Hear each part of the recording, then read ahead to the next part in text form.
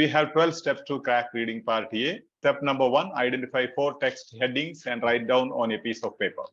First thing, as you take up your reading part A practice, what you have to do?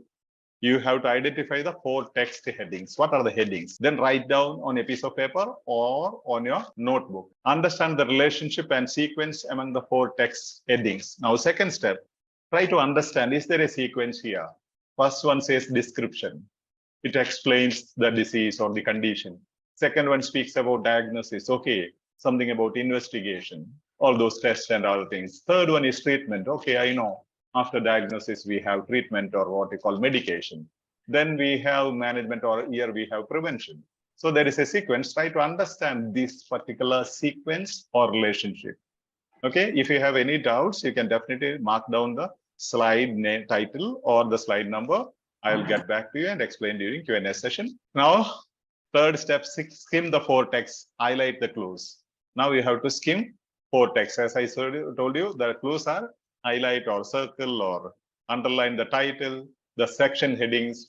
Okay, then you have subheadings. Sometimes in the same text, with text A, you have 1 or 2 subheadings.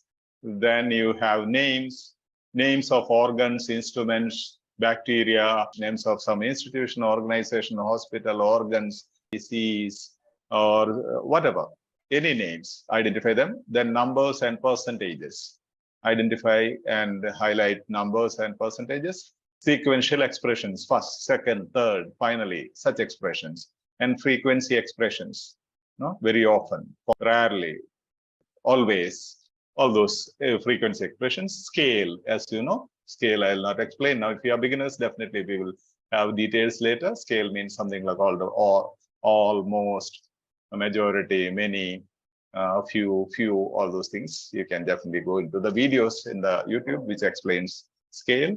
And 9th one is adjectives, 10th one is negative expressions. You have to, when you skim the 4 texts, skim means just pass through, glance through, highlight these clues, whatever you find in the text. We will work it out on one text now. And step number 4, read the question statement, highlight the hedging words. You have to read the question statements now, highlight the hedging words. 5, read the question statement, match the text. Question now. Read the question statements and match the text. Where does it happen? In A, B, or C, or D? 6th step, write down the hedging words identified in the questions. Now we have identified some hedging words, keywords in the questions. Just write down, write those hedging words, keywords in your notebook. 7th step, arrange the heading words into 4 columns. 4 columns means whatever comes under description, you have to put under description.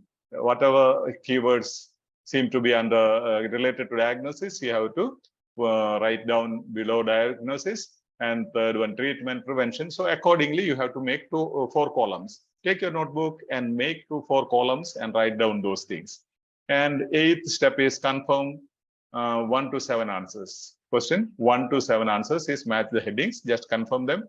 9th one is locate the answers for 8 to 20 questions. 10th step is write the answers in the answer booklet. 11th one is proofreading, the very, very important. Usually we make mistakes, spelling mistakes and problems. You sometimes you skip the word to write. So make proofreading is very important. And 12th is fill the self-assessment form.